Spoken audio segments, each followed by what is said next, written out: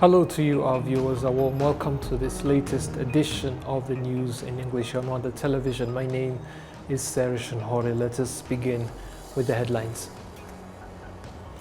Political parties here in Rwanda have picked up the pace in their campaign activities, with the country's presidential and parliamentary elections now just 9 days away. Rwanda's embassies and high commissions in different countries have been holding ceremonies to celebrate the 30th anniversary of the country's liberation.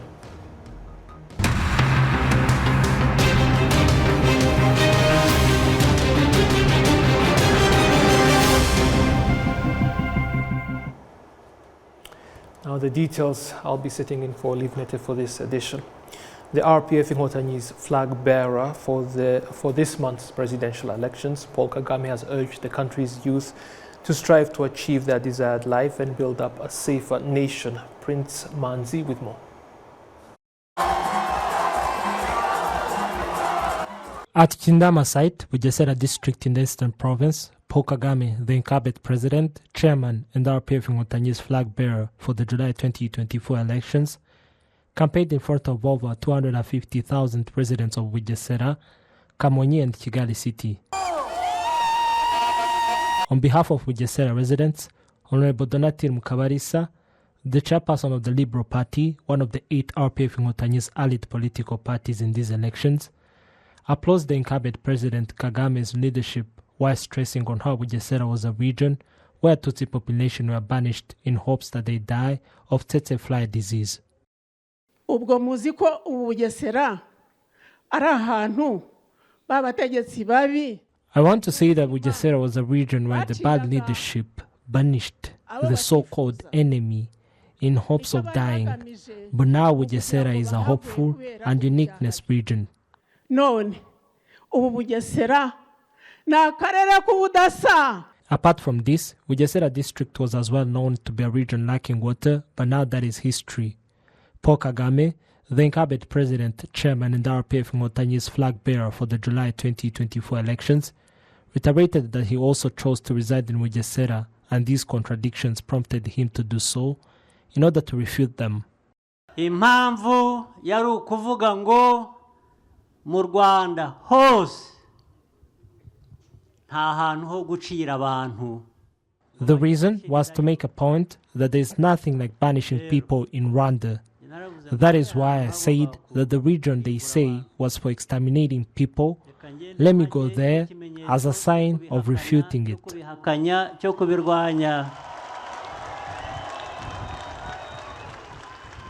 Candidate Paul Kagame urges the youth to strive to achieve the desired life and build a safe nation. Twifuza kubarera muri iyo politiki ya FPR. We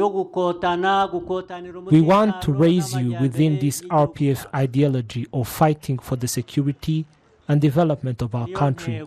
That is the goal and politics of RPF, to strive. That is when you achieve your desired life.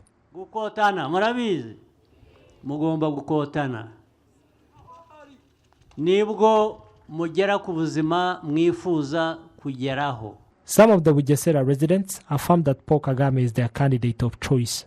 100%, because these, I am telling you, are few. Unless you give me like 2 months discussing with me, I can tell you more. He takes care of us, all these. He gave us shelters. The Kindama site is the 11th site that the RPF Inkotanyi's flag bearer Paul Kagame campaigned in, along with 8 allied political parties. Prince Manzi, RwandaTV News.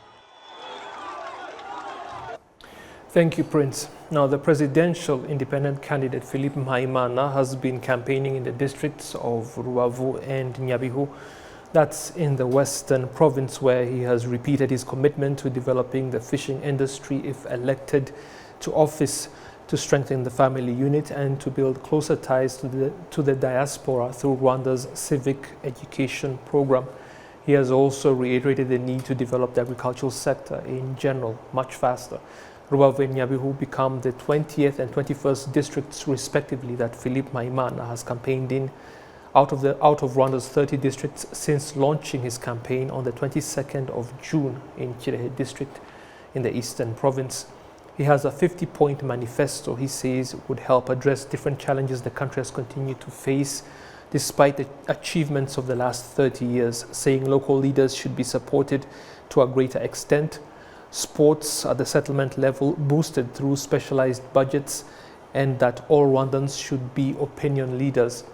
He has also made promises of developing infrastructure at a faster pace in rural areas if elected to the highest office in the country.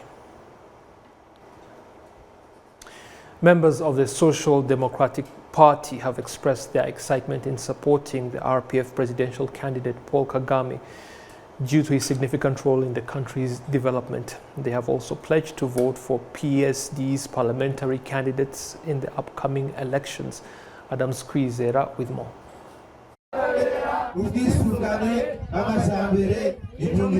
On Saturday, this party continued the campaign rally of their parliamentary candidates in Muhanga, Rusizi and Kirehe districts.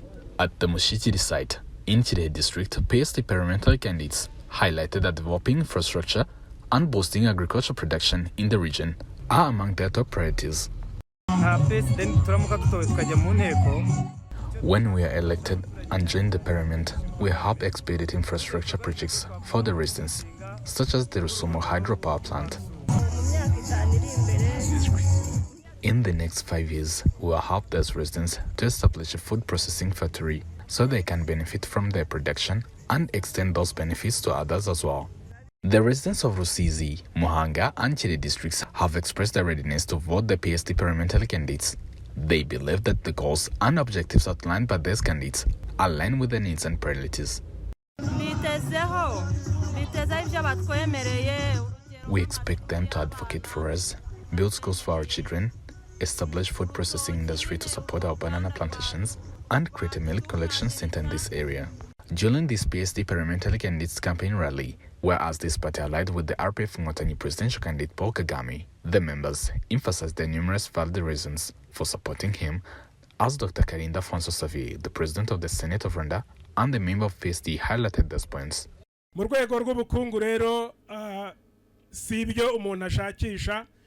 In the economic aspect, we have witnessed significant transformation firsthand. For example, infrastructure development such as roads has seen remarkable progress. The Social Democratic Party, PSD, has 59 parliamentary candidates who represent it in the elections scheduled for July 15th. Adam Squeezera, reporting for RwandaTV News, in Kirehe District, Eastern Province. Thank you, Adams, for that report. Now, supporters of the Liberal Party in Gicumbi district, that's in the Northern Province, have gone on record to say that they are satisfied with the party's manifesto objectives that include developing the agricultural sector, many of the people living in Gicumbi being farmers. On day 9 of PAIR's campaign activities, with the party calling for votes for its 54 parliamentary candidates and for its presidential candidate of choice, the RPF's Paul Kagame. Its supporters say they will vote for PAIR's parliamentary candidates and Paul Kagame in the presidential race. The party has stressed that it is supporting the RPF's presidential candidate because of that party's achievements over the last 3 decades, starting with the liberation of the country, and have identified its presidential candidate, Paul Kagame, as the best equipped to lead the country in the next 5 years because of his undisputed contributions to Rwanda's astronomical rise since the devastation of the 1994 genocide. With his people-centered policies, PAIR says with enough seats in parliament, it would be able to champion the accelerated use of technology in the country's agricultural sector, helping to increase productivity efficiently and safely while minimizing damage to the environment. Gicumbi becomes the first district in the Northern Province that the Liberal Party has campaigned in since it began garnering support in its drive to secure as many seats as possible in this month's parliamentary elections, and the party will campaign in Musanze district on Monday. Members of the voting committee in Kirehe district of the women's category in the race to secure parliamentary seats in the Eastern Province have urged those campaigning to represent women in the parliament to ensure that they formulate laws meant to benefit the family unit as a whole if indeed they do end up getting elected. The call was made on Saturday as 46 women campaigning in the Eastern Province presented their manifestos to the committee in Kirehe.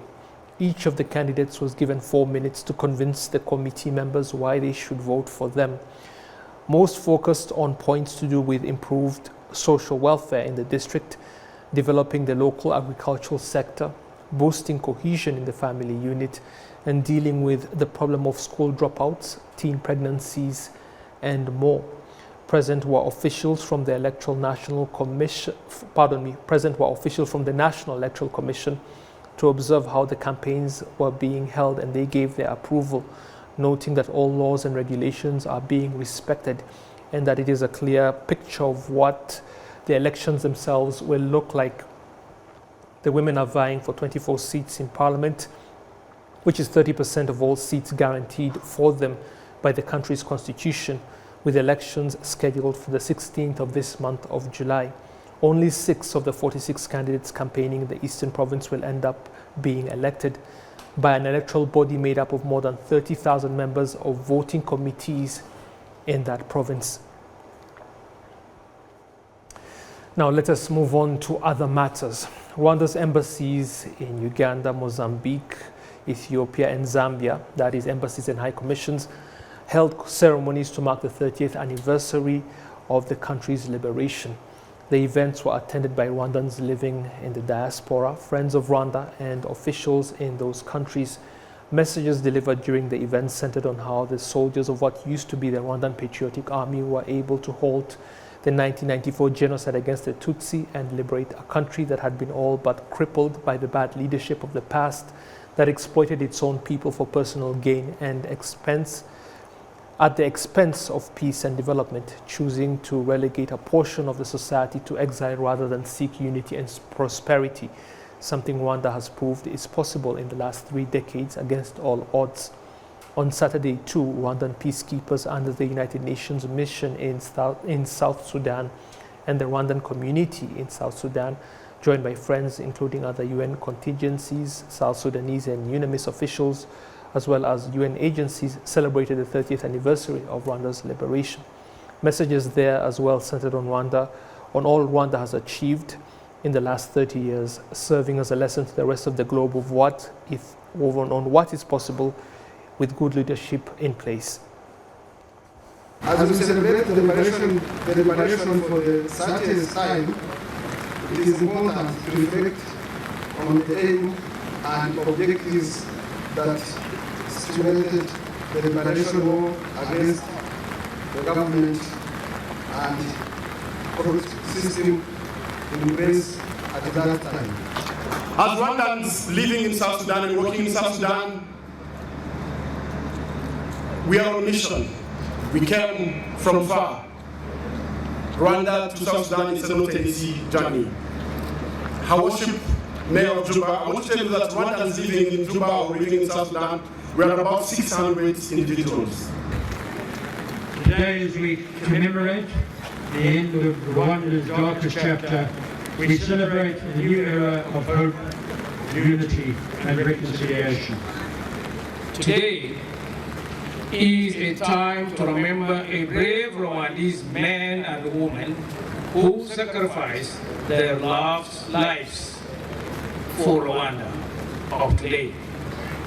May God continue to rest their soul in peace. And I would like to stop here by wishing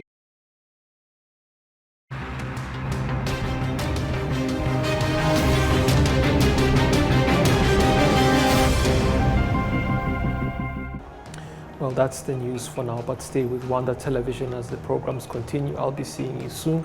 Goodbye.